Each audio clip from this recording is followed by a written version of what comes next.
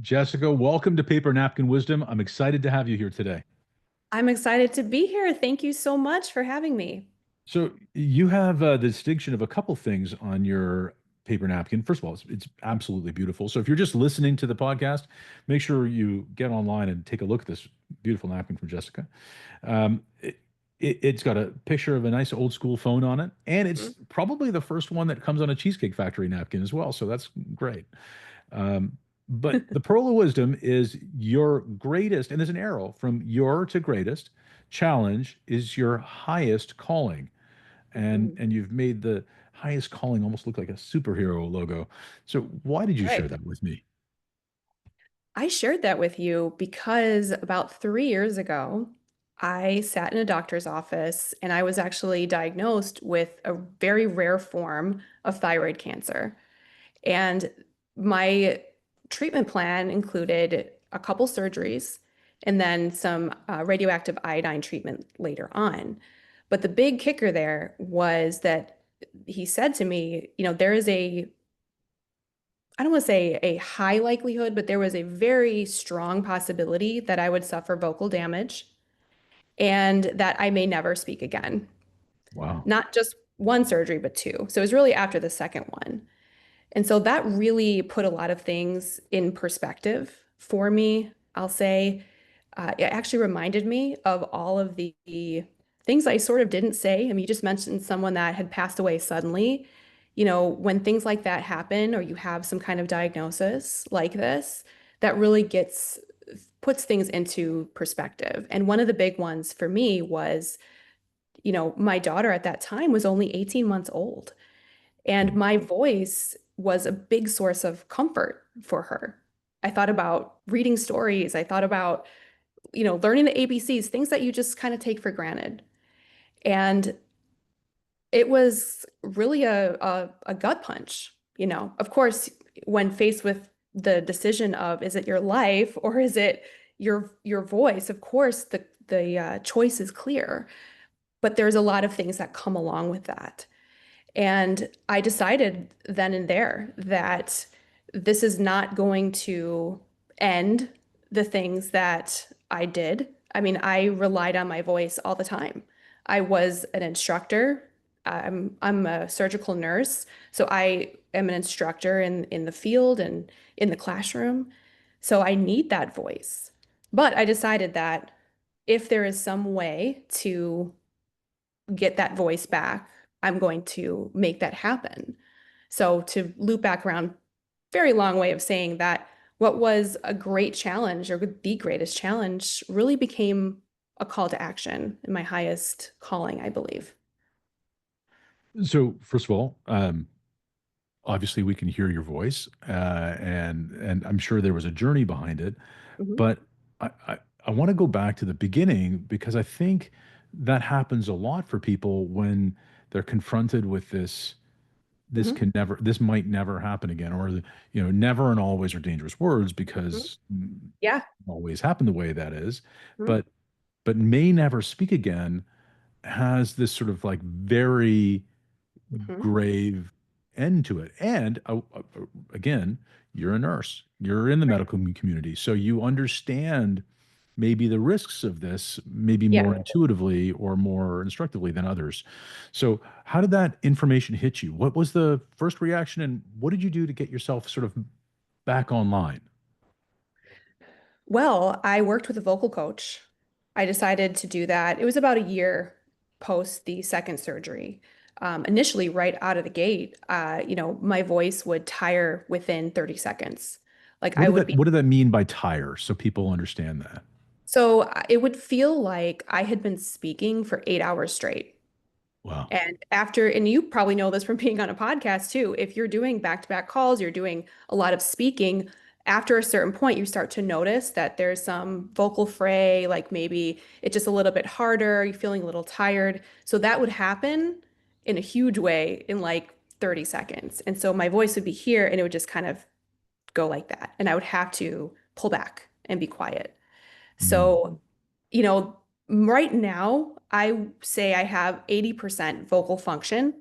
So that's because I have learned how to better project to use accessory muscles, to use parts like your head voice and parts, these, these vocal terms that I learned more in depth when I started working with a vocal coach. I'm able to access those better. So it took a lot of time for me to learn how to balance the when to pull back, when not to, when to project, when to limit. And it took a really long time. But the voice that you hear now, this is pure projection. Because if I Mm. were speaking without pushing my voice out, my voice would sound like my voice would sound like this, like lower. I mean, I'm doing that Wow. purposely, but it's much lower, natural in the natural state, I guess. So, So there's an intentionality now mhm, to your absolutely. speaking, right? Like you have Yeah. to be more mindful of the fact, okay, I've got something to say now, Mhm. and I will project Yeah. in a certain way.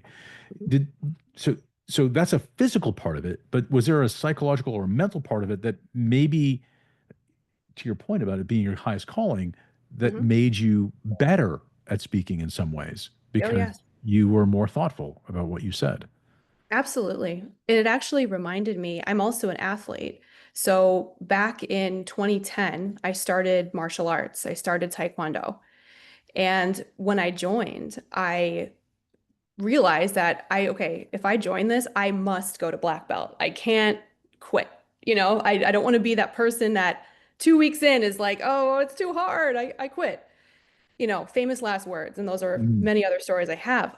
But within 3 weeks of training, I severely injured my knee by doing some, like, I think it was a jumping roundhouse kick, like way out of my pay grade at the time, but I was just trying it. And I had that choice then to either quit, because I mean, only 2 weeks in, even though I said I wasn't going to do it, I had a good reason. But what I ended up doing and deciding was I'm going to focus in and hone in on the techniques. And even if I'm just using my upper body to train, not or sitting in a chair, that mindset was really what got me to the next level. And because I was able to hone in and focus on the precision, ultimately, and 2 years later, I started competing and I started doing really well.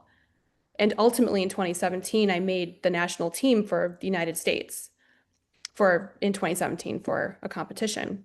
Wow. But it was that focus and mindset, really, because, it's easy to say, well, I have an injury now. I'm an adult.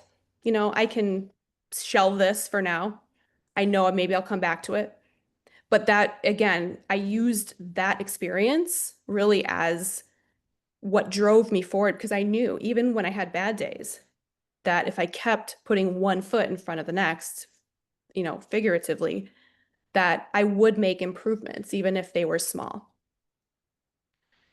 So I think there's a lot to unpack there, but one of the things that I think is really interesting about it is this idea of this intentional movement, right? This idea of just take the next step forward and doing it even on a bad day. I think there are a lot of people out there that sometimes they start the day and it's not their day Mhm. and they kind of bail on the whole effort because their knee hurts, they can't Yeah. find their voice, and maybe that's a metaphor, they can't find their voice, Mhm. physically or metaphorically, they just don't have Mhm. the right words, they don't Yeah. understand what they could do. Mhm. But I think your point about the challenge being your highest calling and taking the step regardless is really important because people lack that tenacity sometimes. Mhm. Yeah. Did you always have that, or did that come from these opportunities? Did it grow? I think a mix of both.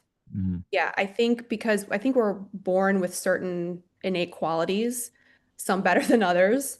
But when you are in those situations, you learn about your ability.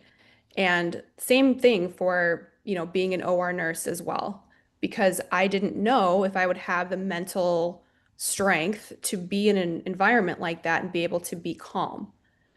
Um, it wasn't until I was in that position that I learned that, but I knew that I had focus. I knew I had drive. I knew I had determination and perseverance. And it's great because even something like the martial arts, being in the medical field, I mean, it's not just, you wake up one day and you're a doctor, you wake up one day and you're a black belt. No, you go through 14 belts and multiple years. You go through training over and over and over again. And that does create a level of discipline that you will aid you as you go along. But it really is truly, you need to put yourself out there sometimes to try and quote unquote fail to see Yeah. what works and what doesn't. I think that's really fascinating. Um, the idea of giving it a shot is again is part of this progress. It feels like you're okay taking that step, not necessarily knowing what great looked like on the first one. Um, Mhm. and you say that that came from, partially it grew over time, and I think that's fair. But talk about the first time, again, you heard this, you may never speak again. You came out of the surgery, obviously, vocal cords very weak. What was that moment of resilience for you? Like, when did you just decide I was going to do this? Was this for your daughter, for yourself? What did that look like? What was the vision you had in your mind? Well, it reminded me of, I mean, myself in moments where I didn't speak up about something or I had an idea and I didn't do it. Yes, I've done multiple things where I've put myself in the forefront, but there are other times too where doubt, I let it consume me. I pulled back. And in fact, growing up, God bless my mom, single mom, but I can distinctly remember there was this one time that we went to a grocery store. I think we were like shortchanged or something, couple bucks. I mean, nothing serious. No one did it on purpose. And she walked herself back from going back to the store to just say, hey, I think here's our receipt. I mean, you had proof. I watched her systematically over like 30 minutes find excuses why she wouldn't do it. And Mm, I mean, she's an amazing woman, but as a child to see that modeled. And then inside, I knew that I was very like, I am an action taker. I knew that from a young age. It was hard to see. And so I thought about that too. But now here I am with the possibility that my voice is going to be radically changed, or I won't be able to speak in the way I did before, or not at all. I mean, who knows what tomorrow brings, right? mm. So it brought all those things back in for me and, just made me realize I needed to, maybe start to say those things and speak up. And that's why I say highest calling, because yes, calling, it's not finite done thing. This is I'm talking about my voice going downwards. It's about turning up the volume going upwards, even if it's just one little bar at a time. That makes sense. I really, yeah, it makes a lot of sense, and I like how you went back to the all the things you didn't say, Mhm, and you reminded yourself of the doubt that consumed you. Uh, mhm, and I'm going back to your napkin. You've drawn a picture of a phone, old school phone, mhm, um, and I also all the things you didn't say, and putting the phone there is all the conversations with important people that you didn't have. You right. talked about your daughter, you just talked about your mother, and I Mhm, think that must have played a very big role in you wanting to bring your voice back, right? Because you wanted to have those conversations. You wanted to connect with those people. You wanted to mhm. share moments with those people, Right. right? Yes. And I wanted, as we move forward, because we can only go forward, my daughter is now 5 years old. I am the role model for her. I Mm, am in the same position that my mom once was. And it's not about perfection, because we're all human, but I want to model for her what it's like to stand up or to speak up, even if it's a small thing. It doesn't have to be this giant, huge thing all the time. But when those giant, huge things come, that she has, you know what? I have the skill to do that. Because sometimes I think it boils down to it being a skill as well, because anything you practice, like, the muscle, it gets stronger. The same idea applies. So whether that applies to saying something I needed to say, or just making good on, a vision I had or an idea. I want her to see that her mommy is doing that. And then, of course, it will be a little bit different for her. She'll have her own journey, but then she can have that confidence that it's okay for me to speak up, even if people disagree with what I say. That's amazing. That's amazing. And she's 5, right? Hmm. So obviously some of this is not um part of her conscious self, but it's Hmm. got to make it's got to get across to her in some way, this determination, this idea of moving one step in front of each other regardless of the challenges. Hmm. I've got this image of you sitting in a chair practicing, taekwondo moves. Like that resilience can get modeled for other people. And you're Yes. doing that for your daughter. You're doing this for the people around you, I think. Hmm. And that's also part of this idea of the phone, this calling. You can Hmm. inspire others with what you are walking through. Yes. Um, Let me ask you, would this have all been worth it? I mean, your voice is 80%, right? Which Yes. means that probably you have to rest, probably you have to tend for your vocal cords. You probably have a self-care routine around it. Hmm. Um, Having gotten to 80%, would it was the effort worthwhile? Do you feel like, I mean, I think at one point people have this idea that I'm gonna be better than ever, or I'm gonna be back to Yes. whatever. Hmm. You didn't quite get there. Was it still worth it? Yes, absolutely. Because Yeah. as you were mentioning before, I mean, because of that training, it actually made my voice better, really more intentional with what I speak now. It's not, just, oh yeah, I could tell that person tomorrow. No, there's something that I want to say, it's that if not now, then when mentality. Like why wait? Why wait? Yeah. And do you so I think when people say if not now then whenever then when, but I think Mhm. also a lot of people um confuse that with being harsh and brutal in their candor.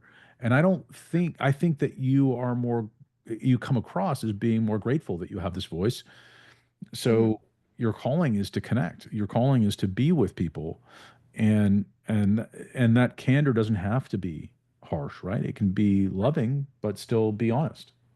Yeah, absolutely. I agree 100% with that.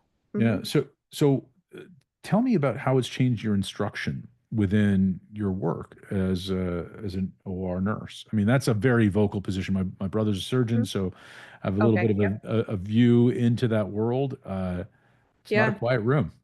No, it is not. And you're also wearing a mask. So you kind of have to yell, and there's beeping things and a lot of stuff Urgency. going on. Yeah. Yeah. I mean, if sometimes there is yelling, you have to be really focused in that moment. Um, but I don't know. Everything about what I do now is just intentional. Mm-hmm. And it's, I mean, again, it's not perfection. It's more about the intentionality of doing things. And yeah, there are moments where if you need to get your point across strongly, especially in the OR, you do have to sort of be very blatant, cut and dry. Mm-hmm. But the idea that, you know, you can still go out there and connect without having to be the loudest voice in the room. Like my big thing too is, you don't have to have a perfect voice to make a powerful impact. Yeah. And I think a lot of times success and forward movement, I don't want to say necessarily gets confused with perfection, but it's like there's these certain parameters that must be met for me to feel like I've progressed, when it might just be a little tiny thing that you did Right. that actually moves you forward, and it's almost imperceptible at times. So what does intentionality look like to you now? Like give me a sense of if you were to talk about your preparation before Mhm. a podcast, Mhm. before anything else. What does that look like? Well, I'm looking at what my day looks like. So schedule is big, just so I know, okay, if I have a podcast here and then I have like a speaking engagement or something later in the day, there has to be a gap. Mhm. Sometimes that isn't always possible. So having the ability for me to continue training my voice is also part of my preparation, even if I don't know when I may have to utilize that. So that's kind of, again, where that discipline comes into play. Um, I would say my preparation is also mental, Mhm. because if I know that I have, X amount of time, to speak.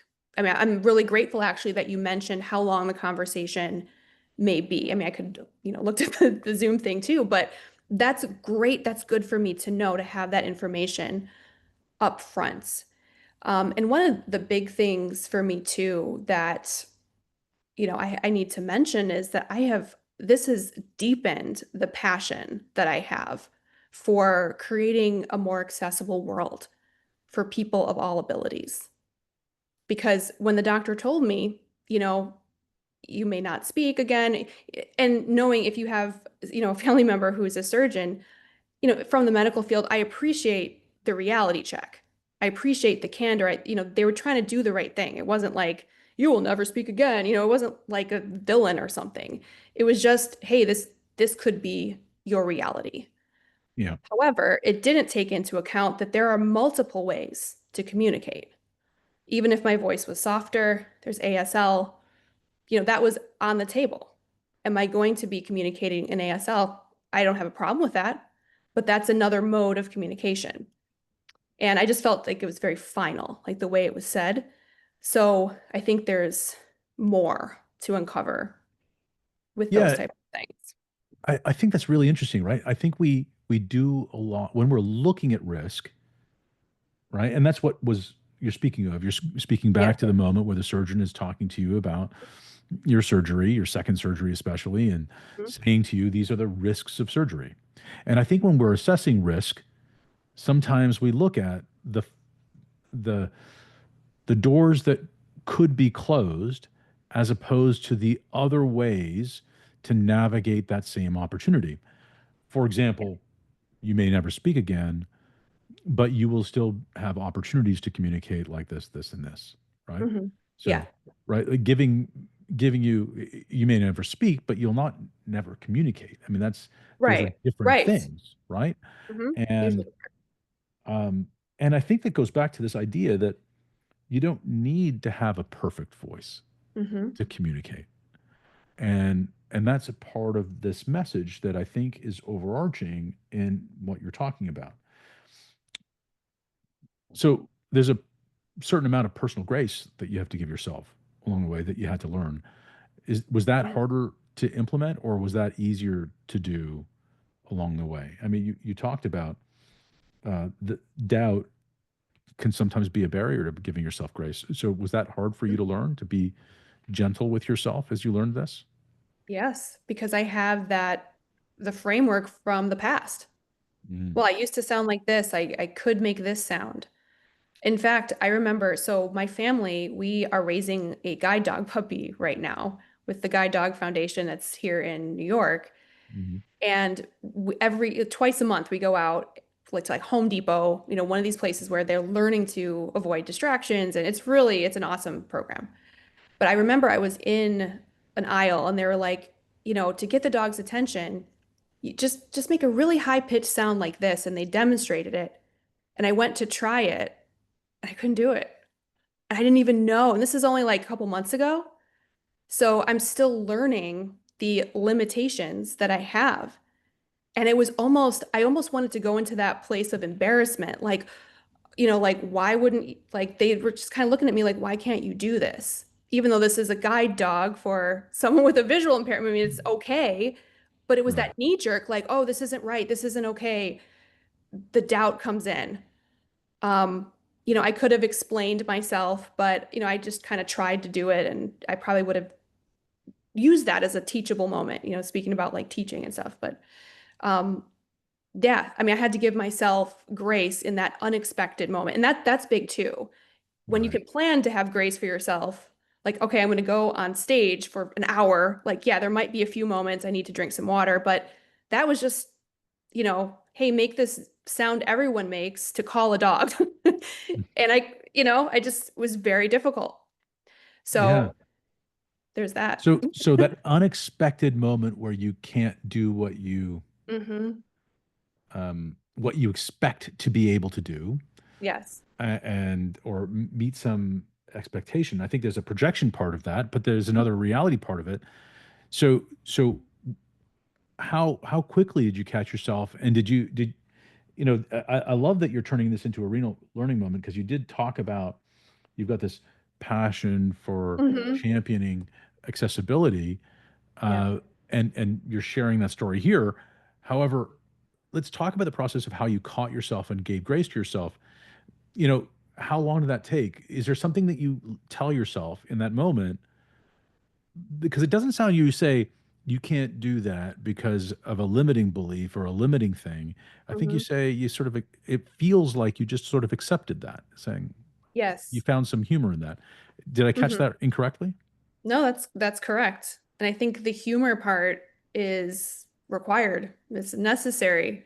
I mean, maybe it's not as funny in the moment, but then later on, it sort of becomes funny and it's just part of you. You Yeah. learn to accept yourself more and more, even with that small little example. So let's I love the self-acceptance part of it. I love the way that you're talking about all of this. And I think it's really important for people to understand that you've evolved into a different way of doing things. Funny thing for me though, as I'm thinking this through, as a father of three teenagers, Mhm. sometimes things get a little bit louder. Um, Yes. and and I wonder, have you? Is that something that you have to adjust around now too? That you can't project as loudly as you used to? Hmm.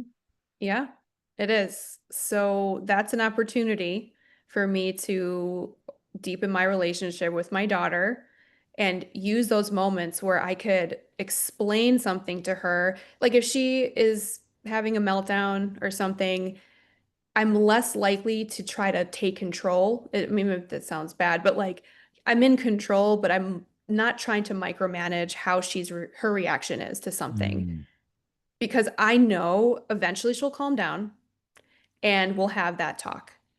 yeah. Actually, I got a great piece of advice from when I was training to be in the operating room, and a surgical tech, he said to me, in 3 hours, this will be over.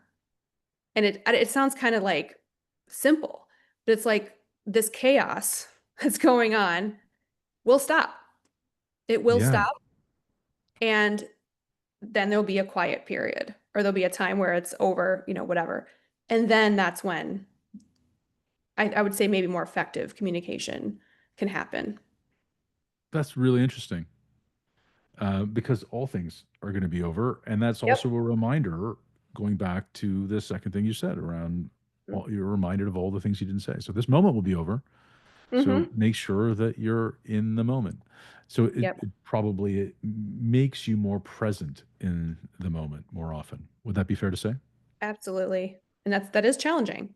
Yeah. But even with all the intentionality in the world, I mean, you still have to reflect and slow down and do these, you know, self-growth opportunities that you have because we don't always want to do it, Like, Yeah.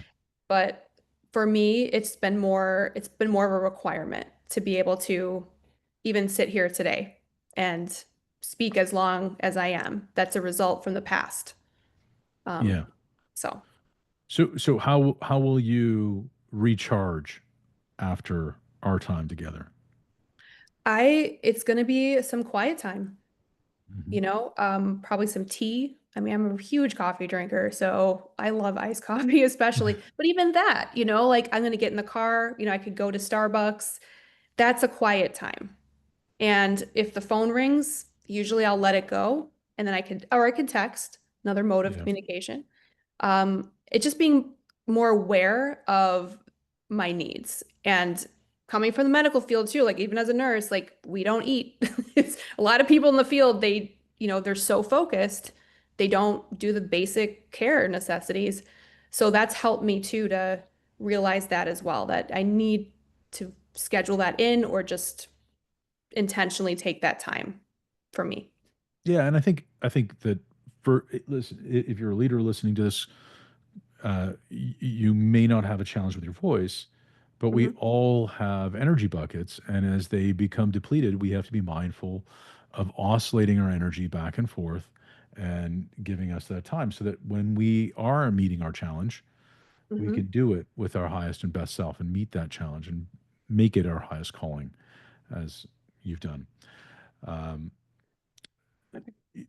uh, at this point of the show, we always shout out our great friend John Rulin. John Rulin was a guest several years ago, actually 11 years ago, so more than several years ago, and he was a great supporter of our community.